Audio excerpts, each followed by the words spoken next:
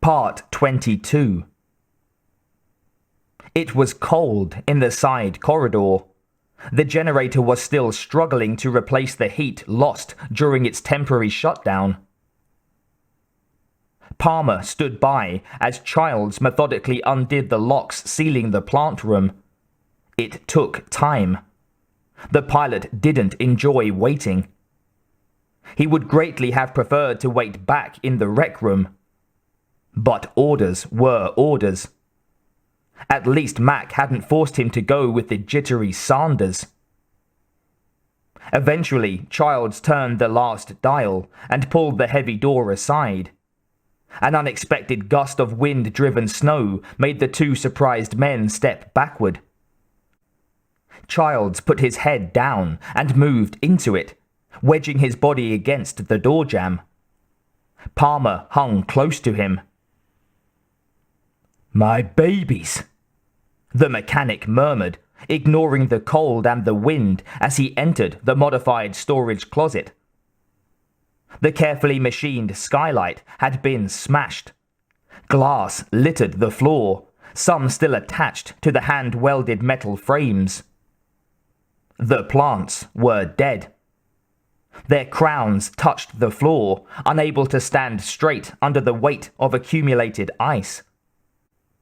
Palmer's eyes widened as he took in first the gap in the ceiling, then the forest of little green stalagmites. "Somebody broke in," he whispered fearfully. "Or out." Childs didn't seem to hear. "Now who'd go and do a thing like this?" A whole year's off-time cultivation, careful work with the makeshift hydroponics, all shot to hell. He took a step farther into the room. Fear giving him necessary strength, Palmer reached in and quickly yanked the mechanic back. "Childs, no!" The bigger man turned on him. "Let go of me, man, before I—" He raised a threatening fist. "No, no!" Palmer let go of Childs' shirt and backed off, pleading with him. "Don't stay in there!" His gaze went to the hole in the roof. "Don't get near the plants. They look like they're frozen, but we can't be sure. The plants, they're alive. Those things can imitate anything living, remember? Any kind of organic construction." Childs hesitated, reflexively moved his feet away from the nearest growth. "What's it going to do being a plant? Grow up my leg?" "I don't know, but we can't take any chances." Palmer was carrying one of the portable torches Childs and McCready had fashioned. Now he was checking the flow valve as he pointed it towards the storage room. "We've got to burn them." Childs' gaze narrowed. "Now hold on a minute, you dumb!" He took a step towards the pilot. Palmer dodged around him and activated the torch. A narrow trail of fire sprayed past the mechanic. Ice melted instantly, and the plants beneath ignited, burning like thin green candles. A pungent smoke drifted out into the hallway. Childs gave Palmer a shove and started dancing on the flames in a frantic attempt to put the fire out. "You stupid, ignorant son of a—" Palmer screamed. He'd started to turn away, and his gaze had fallen on the door blocking the corridor. The door had swung lazily inward on its hinges, and now stood half-closed. Childs stopped stomping and stared past the pilot. Staring at them from the back of the door was the frozen body of Fuchs. An axe was embedded in his chest, pinning him to the wood. His eyes were still open. Together with the expression on his face, they effectively mirrored whatever had killed him. Palmer was still screaming. Norris heard it and jumped up from his seat in the recreation room. Common sense fought with orders. He looked at the couch. All three of his charges were still tightly bound and sleeping off their drug-induced stupor. Still, MacReady had ordered him not to leave the room.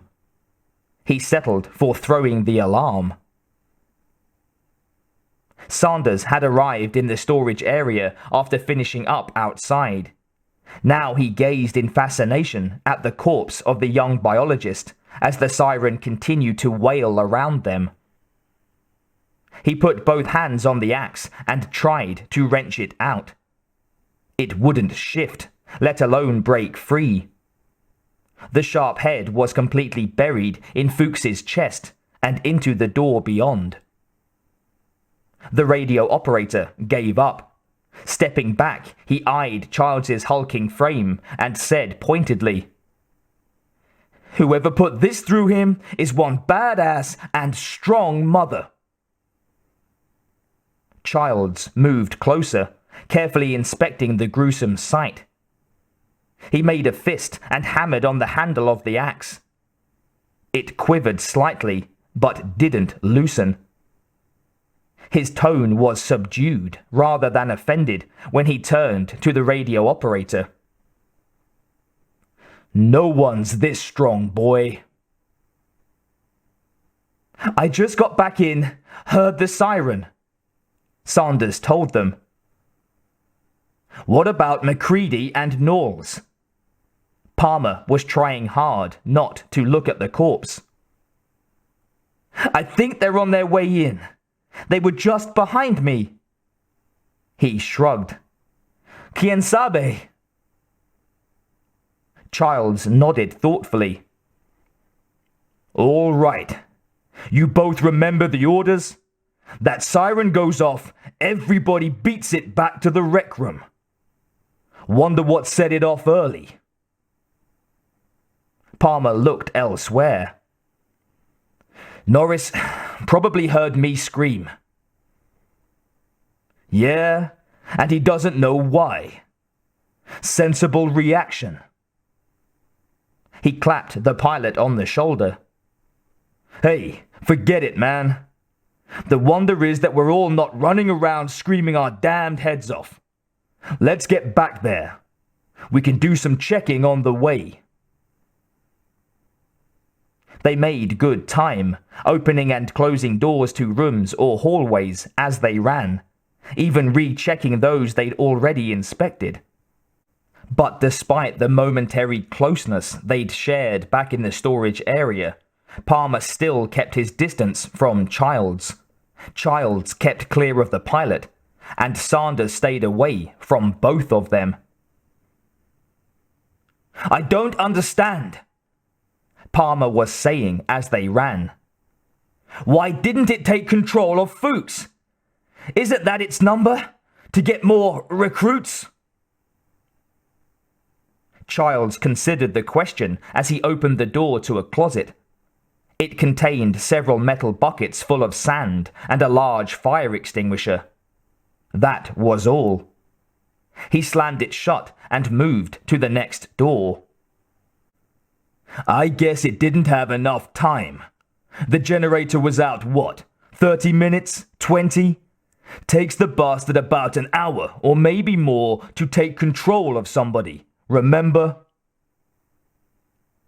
Maybe it got started on him, and when the lights came back on, it figured it had a choice between trying to hide out and finish the job or splitting and preserving its cover. It could hardly leave Fuchs standing around to tell the rest of us who the mystery guest is. So it offed him." "Yeah, but why Fuchs?" Sanders wanted to know. The next room held steel canisters, cold air, and nothing alive. They moved on. "Why not MacReady or you or me? The lights went out all over the camp. It could have jumped any one of us. Maybe none of the rest of us were accessible or alone at the time, Childs suggested.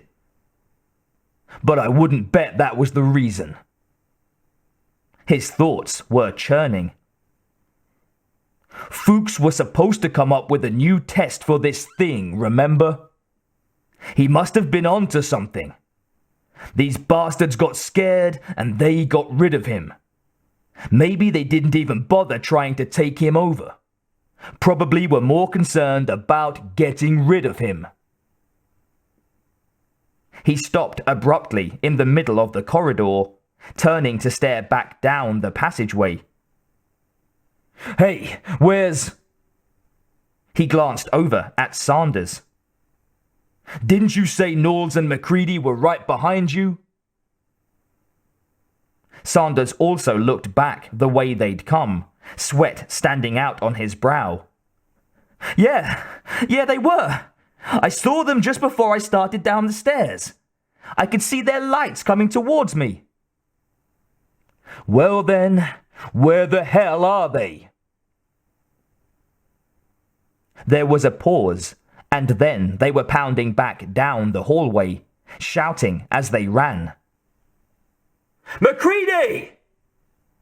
Palmer yelled. Childs stopped long enough to bellow up a side corridor. Knowles! MacReady! There was no reply. They continued searching and shouting for several minutes, until finally they reached the same outside door that Sanders had used. The shouting ceased, and the three men exchanged nervous glances. What now? Palmer whispered, staring at the door. Childs reached for the latch, his hand hovering over it while conflicting emotions tore through him. Then he pulled his fingers back and spoke resolutely. The siren's still blowing. You know the orders. Back to the rec room. Reluctantly, they abandoned the door and whatever might lie just on the other side.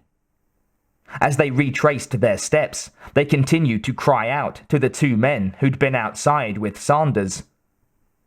The difference was that now they didn't expect an answer.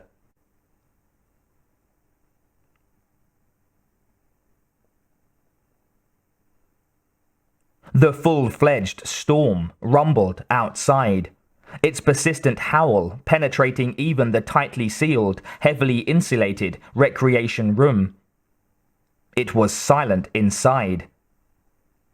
The men looked at each other, at the three dozing on the couch, anywhere but towards the thick window that showed only darkness and an occasional flurry of ice particles. Childs paced back and forth, his fist regularly slamming an open palm. Quit that! Palmer finally told him.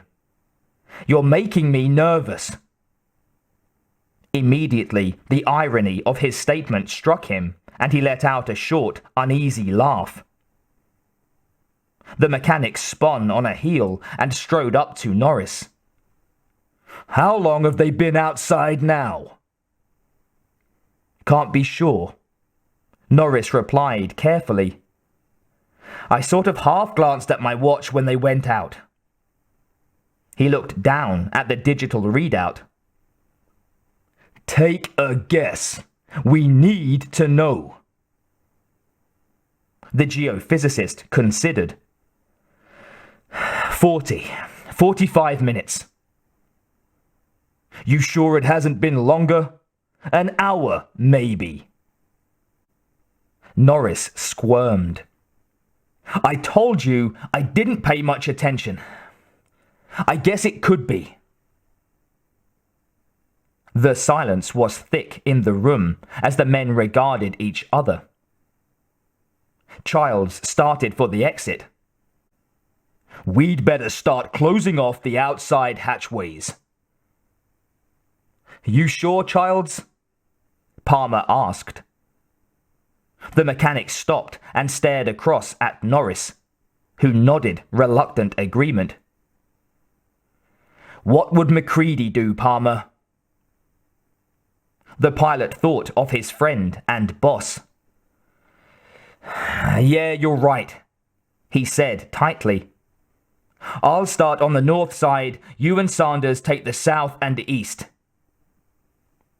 Aren't you forgetting something? Childs was giving him a peculiar look. I don't... Oh yeah, we've got to work together. In that case, we'd better get moving. Childs was still staring at him. Hey look, I just forgot for a moment, okay? Try not to forget again, huh?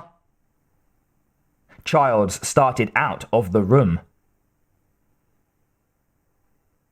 They were nearly finished with the lockup when Norris's faint shout reached them. All of you! Come here! Shit! What now? Sanders grumbled. He threw the interior bolt on the door that they just reached and hurried after his two companions. When he entered the main hallway, he saw Norris and the others bunched up against one of the windows that flanked the door. Hey, what's going on? He pushed towards the window, straining to see around Childs and the rest. Palmer glanced back at him and pointed towards the foggy glass. A figure was barely visible against the night. It was staggering towards the compound, pulling itself forward by using the guide ropes. Occasionally, a particularly powerful gust of wind forced it to halt. It waited until the blast had subsided before stumbling forward again. Who is it? Sanders whispered. Knowles or Macready? Can't tell for certain yet. Palmer didn't take his eyes from the window. But we'll know in a minute. The silhouette came onward, growing larger, if not more distinct, until it disappeared. Then a steady pounding sounded from the other side of the door. Childs hefted his torch and took a couple of steps backward, nodding towards Norris. The geophysicist threw the bolts and pulled on the handle. Sleet and hail and Knowles all came in a single frozen mass. Norris hastily put his weight against the door and slammed it shut, then re-threw the restraining bolts. Sanders had to help him. Totally winded, Knowles knelt on the hard floor, head bent, hands resting on his knees. The men gathered around him, watching him closely. Where's Macready? Palmer asked. The cook's head came up, his expression beneath the ice melting from his face and the rim of his hood was grim. He tore off the snow goggles and flung them aside, then dug down inside the bulky front of his parka. I cut him loose from the line up by his shack, he mumbled, still fumbling with the parka. Childs gaped down at him. You cut him loose? Had to, the cook swallowed. When we were poking around at his place, I found this. He pulled a thick wad of clothing from his jacket. It was torn and blackened at the edges, showing clear evidence of having been burned. He turned out the collar. The name tag inside read clearly, R.J. Macready. Norris and the others gathered around, each inspecting the clothing intently. Knowles let out a long whoosh and climbed painfully to his feet. It was stashed in the old propane furnace. The wind must have dislodged it and knocked it down where I could find it. I don't think he saw me find it. In fact, I know he didn't, or I wouldn't be here showing it to you now." The men continued to inspect the damning evidence, still finding it hard to believe. "Made sure I got ahead of him on the tow line on the way back. Kept my mouth shut. Cut him loose." Sanders was incredulous. "I can't believe it! Macready!" Knowles nodded slowly. "I know it's tough to buy, but it sure as hell explains a lot. He's one of them. No wonder we've been going around in circles for so long. Remember how he took the gun and he took command from Gary? He's had us chasing our tails for hours. Been playing with us. He's one of those things, all right." "When do you think it got him?" Sanders inquired, badly frightened all over again.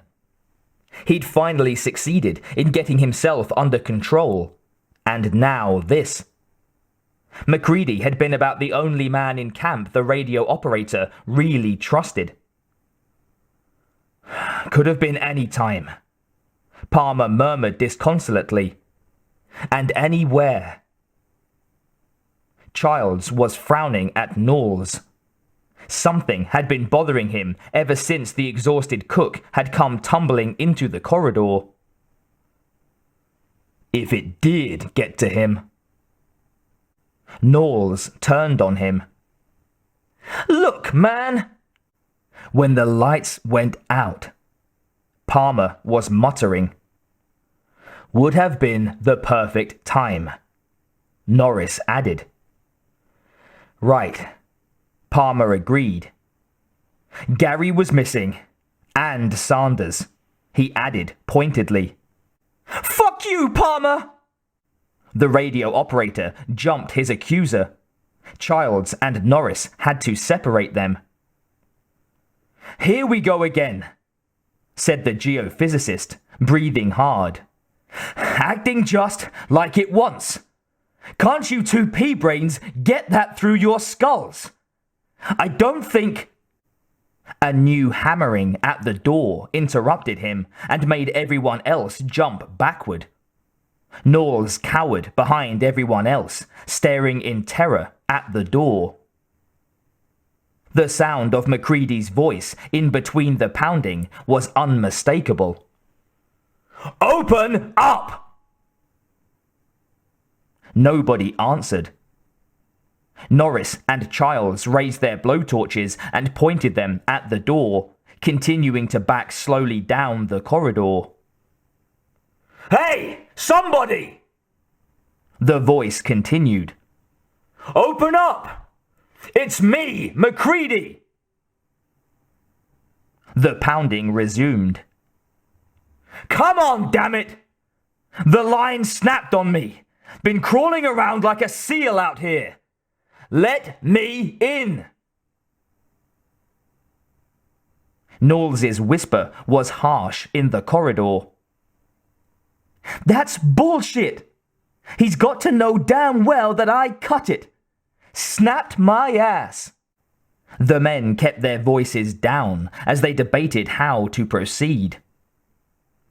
"Let's open up," Palmer suggested, indicating the torches. "We've got him covered if he tries anything." Childs glared at him, ignoring the pounding at the door. "Hell no! I was out on the ice when it took Bennings. You can't believe how fast these suckers can move. The door stays closed, man." Sanders was shaking and didn't give a damn if anyone noticed. "You think he's changed into one of those things?" Norris checked his watch. "He hasn't had enough time." "How do you know, man?" the radio operator asked him. "Blair said it takes at least an hour." "Blair don't know nothing. Blair's crazy. Maybe it don't take an hour. maybe only 30 minutes. It's the best estimate we have to work with, Norris argued back. Hell, it's the only estimate we have to work with. I'll admit I'm not sure about how long he's been outside, but I don't think he's been outside an hour yet. Childs was staring at the door, talking to himself. Nothing human could have made it back here in this weather without a guideline. The wind roared past the door, accentuating the mechanic's point. Where is everybody? MacReady demanded to know from the other side of the barrier. His voice was weak, tired. I'm half frostbit. Palmer took a hesitant step towards the door. Let's open it, now! Why are you so damn anxious to let him in here? Childs asked venomously. Palmer was trembling slightly. He's so close. If he has changed, this would be our best chance to blow him away. Childs vetoed the idea. No.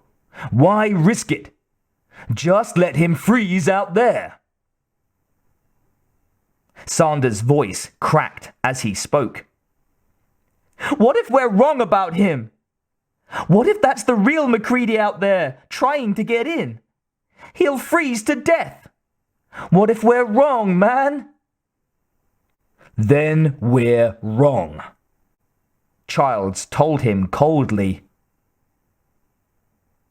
They waited. Several minutes passed. The pounding faded, finally stopped altogether. Maybe he's unconscious, Sanders ventured. We could open the door and give him a fast check. Norris shook his head. If you're so damned curious, look out the window. Sanders hesitated, then moved forward. He pressed his face against the inner pane and squeezed sideways as he tried to see the doorstep. I don't see nothing. Palmer moved forward and peered out the other window. Neither do I. If he collapsed against the door, he'd be out of our line of sight. And it's darker than a witch's bedroom out there. A muffled noise reached them. Everyone turned at the sound of breaking glass. Palmer's eyes bulged. The window to supply room G. It's not a triple pane. Sanders pressed back against the wall next to the door. What are we going to do? What are we going to do? Get a grip of yourself, man, Norris ordered him. You go off the deep end, nobody's going to have time to hold your hand. The radio operator nodded slowly, took deep, measured breaths as he fought to comply. The geophysicist's fingers tightened on the blowtorch. He stared resolutely down the corridor. All right, we've got no choice now. He and Childs led the way, the others trailing close behind. It was pitch black inside the supply room. MacReady cursed a blue streak as he hunted frantically for a light switch. He was weak and suffering from mild hypothermia. Voices sounded outside the door. What's going on out there? MacReady yelled angrily. How come nobody let me in? Don't you assholes tell me you didn't hear me either. Palmer stood to one side, holding his torch on the door as Childs tried the knob. Locked. Damn it, the mechanic murmured, remembering. He's got the storeroom keys. Isn't there another set? Childs looked doubtful. Gary might have another one stashed away somewhere, but he's too damn doped up to think straight. Anyway, we can't afford to wait that long. He looked up the hall, then strode purposefully the other way and ripped a fire axe off the paneling. Norris, Palmer, and the others backed off and gave him plenty of room as he started chopping at the door. Macready's confused but steady voice echoed from the other side. Hey! What in the blazes are you guys doing? You're a dead man, Macready! Childs raised the axe, swung again. Or a dead whatever you are. Are you guys crazy? Nope, said the mechanic as he worked. And we're not gonna let you make us that way either. The axe bit deeply into the yielding wood. Macready was silent, though they could hear him bumping around inside. Go outside, Palmer was thinking urgently. Go out and freeze so we won't have to do it for you. We found your clothes, Childs was saying. The ones you tried to burn. What clothes? Macready demanded to know. Forget it, Macready! The mechanic was swinging the axe like a madman. You've been made. It's all over. Someone's trying to mark me, you crazy bastard! Trying to frame me! They could hear him messing around with the supplies inside. Childs cautioned Palmer and Norris as he readied the last couple of blows. Move in slow now. Watch yourselves. These things are tricky. He might try hanging from the roof or something, so don't look straight ahead. You ready? Both men nodded.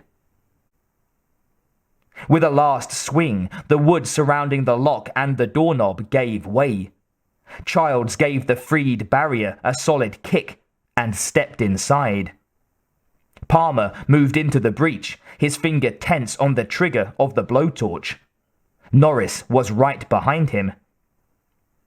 They froze simultaneously, staring.